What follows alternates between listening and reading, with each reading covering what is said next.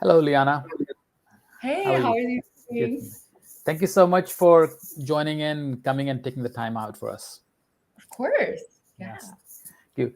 I would like to start our conversation with you telling us a little bit about your background. Where are you from originally and where you grew up? So I was born in Palm Beach Gardens, Florida, which is where I grew up for the first 18 years of my life. My parents are still there. And then after that, I went to music conservatory at the New England Conservatory in Boston. And Hmm. then I went to University of Southern California in LA. And then I've just moved to Montclair, New Jersey, where I split my time between Jersey and New York City. All right. What kind of childhood was it? Did you have? Oh, it was idyllic. I was so Mhm. lucky. Okay. My parents were incredible. They both worked from home, so I could Hmm. see how hard they worked, and this influenced me as well as I was homeschooled from birth until I went to conservatory, and it was an amazing experience to see how every day they would get up in the morning, they would go to work. My dad Hmm. is a forensic meteorologist. My mom worked for the water management district, and then she later joined my dad's company. Hmm. And watching their work ethic and it really influenced me as I was starting to play the violin from a young age. I started when just before I turned 5. Hmm. So every time they would go into their offices, I would go into the practice room, start Right. practicing. They would often practice with me, so this Very was also nice. very influential. Very nice. So, your dad is a neurologist, and your mother has worked for the water company. Oh, yeah, Um, he's a meteorologist. okay, meteorologist. Okay. So, how did music come into your life? So when I was young, I wanted to play the trumpets, Mm. and my parents told me, "Well, you have to wait until you have all of your adult teeth." So I asked them. I was about 3 or 4 at that time. I had heard the music of Wynton Marsalis, and I was totally enthralled. So I said, "When am I going to have my adult teeth?" And they said, "When you're about 10." And I said, "You kidding me? I'm never going to be 10." So then they started playing violin music for me, and I heard the music of J.S. Bach, and I said, "I need a violin. Get me a violin. Can I have a violin every single day?" Until they're like, "Okay." And then they took me to the local teacher, and that's how my journey got started. I love the way the instrument feels and just the physicality of playing. As soon as I got that thing in my hands, I loved it. And Wow. then I started going to the opera since I was about 7 years old. My teacher played in the opera orchestra at Palm Beach Opera, and hearing the human voice and seeing the drama on stage, how beautiful it all was, the sound of the orchestra. Mhm. I wanted to recreate that sound on a violin. So I would go home, I would practice. I would be like, I need that gorgeous sound that I'm hearing from the opera in my own playing. So that's what solidified it for me. That's what I wanted to do with my life. Wow. So it was a very natural, I mean, like a gravitation towards that instrument and music, right? Yeah, It's absolutely. amazing. Some people like, I'm sure you are very lucky to have that kind of calling. Otherwise, some people like they get older and they still don't know what interests them, right? So Yeah. it's a great um, thing. So you also seem to be very literary in your taste. You quote a lot of big writers on your website, like "How could you live if you have no story to tell" by Fyodor Dostoevsky. Well, he's So- one of my favorites. This is that was taken from White Nights, which is one of the first short story by Dostoevsky that I read, and it has meant something different to me every time I read it. But for me, the passion that these writers have, especially the great Russian writers, Chekhov, I mean, it's Gogol. It's amazing to see how they understand the human psyche, or if there's, and they understand the weirdness of humanity, and how each person is so individual. And that's what I love about music as well, because it's an opportunity to explore that side that we don't see every day. You talk to your friend, you might not know that person until you hear them play. Then that's when you really hear their psyche. And when you read the great writers, that's when you can see who someone truly is. And I think that's so beautiful. That is amazing because you, I actually have, to be honest, I've never met any musician who is also so knowledgeable about the great literary works like you are. um, and so you talking about like people's psyche and humanity as Dostoevsky and Chekhov have written about. You also mentioned in your one of your journals on the website that you um, played music for a woodwind music festival where you were playing music to other people's writings, and that was like some kind of duet, right? Yeah, it Is that right? was. Yeah. Yeah, yeah, it was a very powerful experience. My friend Tong Wang, she founded this festival in Windwood, in near Calgary, Canada, and I went for their inaugural session as a resident artist. And what was amazing about that experience is I had this opportunity to create a program, an interactive program with. This hospice and retirement center. They were both linked together. They had a women's writers group, and I went to visit the group, and they each writer had prepared either a poem or a short story, and the topic that week was about a teacher, right? About a Mm, teacher that you had, and mm, they would read a work, and I would respond musically, and this was very powerful for all of us because it's hearing the voices that are often unheard and mm, unseen. Just regular people writing their stories is some of the most beautiful memories and insights I've ever heard. I was crying in that concert because mm, of how moving their works were, and to see how they respond when I will play mm, something as a response, so they can physically hear how their work made somebody else feel. It's mm. really powerful. And at the end of that concert, it was moving because there was a woman there, um, and she said to me, I have 4 weeks to live, and I'm so scared. And I had to come and I had to hear the music because I know I'll hear it after I close my eyes. And this Wow. changed my entire life and my perspective because sometimes, you know, it's I had the thought maybe doing music is a little bit selfish because, you know, I'm not a doctor, I'm not healing people physically, but then in that moment I realized actually musicians are healers, and Right. we go and Absolutely. when you hear that vibration and you hear that Mhm. emotion, it does something to the audience and to the listener. Because I mean, this thing, it's really alive. It's made of Right. Right. these, you know, it's Right. come from a tree, and somebody put their emotion into it, like the maker of the Right. instrument, something Right. beautiful.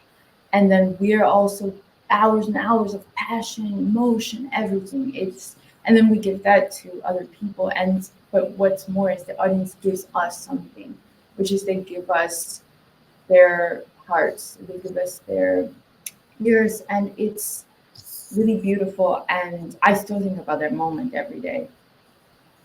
That is so beautiful because also their words are being complemented by your music, and they're like, my words. I wrote these words in uh, not thinking about like it would be shared, but somebody, a musician of your caliber, is like playing music to that. So it's a special moment for them, right? And like she said, like she'll be able to hear it even when she's gone. Yeah. That is so true.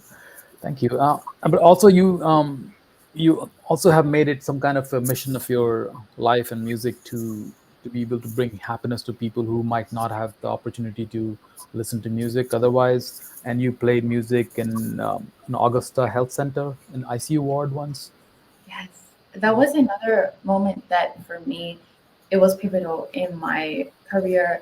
I spent many summers at the Heifetz International Music Institute, and the director was one of my greatest mentors, Daniel Heifetz. It was Mhm. very important to him to bring the students into hospitals and into prisons to play for the people there. That was, and that became integral to my mission as Mhm. well through going through those experiences, seeing his stories. And when I came back as an artist in residence for their year-long concert series, I went to the Augusta Health Center, to Mhm. their ICU, and this was during 2021, so the pandemic was still, Wow. Right. quite, and I went and I played for a young man who was probably younger than me, and he was in a coma.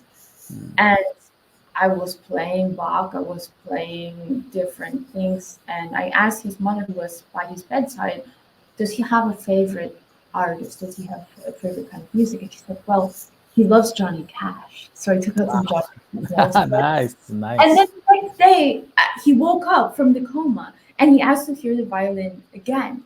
And so I went and I played. We couldn't go back into the ICU unit at the time, but I played over Zoom for him. And for me, I felt so happy because when I was playing for him and the other patients there, I felt sad. I felt sad and scared for them. I felt the pain from the families and the Mm. patients. I really wanted everyone to get well and to get better and to get through what they're going through. And it's for me that's so important because that's a time when people really need something to make them feel a little bit of happiness and take your mind off what they're going through. So Right. anytime I can do that, anytime that I can go in, it's such a blessing to me as well because it's an integral part of my mission as an artist. Beautiful. Beautiful. And also, it looks like you're not just entertaining people, but entertaining people with a purpose. Um, Yeah. yeah, it's so beautiful. And also, you also have designed a soiree. Am I pronouncing it right? Soiree. Sorry. Yeah, Yeah. soiree where you go into people's living rooms and their homes and connect with them in a very personal way, and they tend to share with you their stories that they might not otherwise in a bigger concert place. Can you talk about that? Like, kind of how you think it's important to do that kind of thing? Yeah, I started the Palm Beach Gardens Foray series about 7 or 8 years ago, and I was in my living room in Florida. I Mhm. was home, I think it was my freshman year of college. I was home on break and I wanted to give a concert. I think I had some performances coming up. So I thought, I'm going to give a concert at my house. And I invited all my friends and people from the neighborhood. And that first concert was such a success. Like so many people were so happy.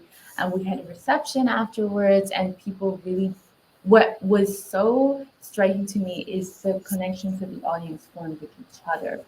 I saw people make new friends, people even met their Mhm. life partners through this series. And to me, that was so beautiful. I thought, oh, I have to do this again. So every time I would go back to Florida, I would give these concerts and I would Mhm. bring my colleagues to Florida. They will play on my concert series. And then I expanded it to a couple of other homes in Florida as well. And I Mhm. think it's because a lot of people, when you think about going to a concert in a concert hall, a lot of people feel like, oh, what do I wear? How do I sit still for an hour and a half? It's quite hard. I mean, sometimes I'm sitting in a concert and I feel a little bit claustrophobic. Like, I'm sitting in the chair and I can't make a sound, or I feel afraid that, Right. I Right. don't know, I'm gonna start coughing. And I feel that it's a moment people can relax and just enjoy the Right. music. And I recently I took my string quartet, the Rose String Quartet, on tour in Florida, and one of the venues was my series. And actually, Gabriel, the other violinist, told me it was his favorite concert that we played because he could see how the people were responding to the music. It's also for the artist. Sometimes it's bright on stage and it's dark in the audience, and you really can't see how they're responding. And I really feel like concerts are a conversation. So it's hard to have a conversation if the audience is in the dark. You're just playing and you don't know how they're responding. So in those times, I feel like my colleagues always feel happy to be Right. able to have that level of connection with the audience and the reception afterwards when you can just people stay for 3 hours sometimes. I mean, we have people at the house until 1 in the morning, oftentimes, and Right. it's an amazing bonding experience. I think I'm seeing a pattern in your personality and the music career that you like to connect with people in one way or the other, right? If people like the person who was in coma, you were still talking to him, communicating with him, right? Without communicating. And that lady who said like, I might be gone, but I can hear this music. That is like communicating beyond, not one life, but more than that. And also in literally going into people's homes, and like letting them be themselves. You don't have to worry about coughing or whatever, wear what you want to wear, and you just want to. Looks like you just like to connect and with the humanity of the people. Am I right? Absolutely. It's I think that's what my mission as an artist should always be about. Whether you're on stage, a big stage, or at Carnegie Hall, or if you're in a living room, it's the same kind of mission, and it's tapping into your emotions, and then everyone's experience is different. I was reading, I forget where it was, about this collective effervescence that people Mhm. feel after a concert. And the studies were saying they could feel this up to several months after the concert. It's a shared experience, but it's also an individual experience for the audience. And yeah, I really think that musicians are play an integral role to society becoming closer, because since the pandemic, people have a lot of fear in their hearts and people feel isolated even now and coming out of that time. And I feel that it's an integral part of rebuilding society. Mhm. Well, thank you, Liana. It was a lovely conversation.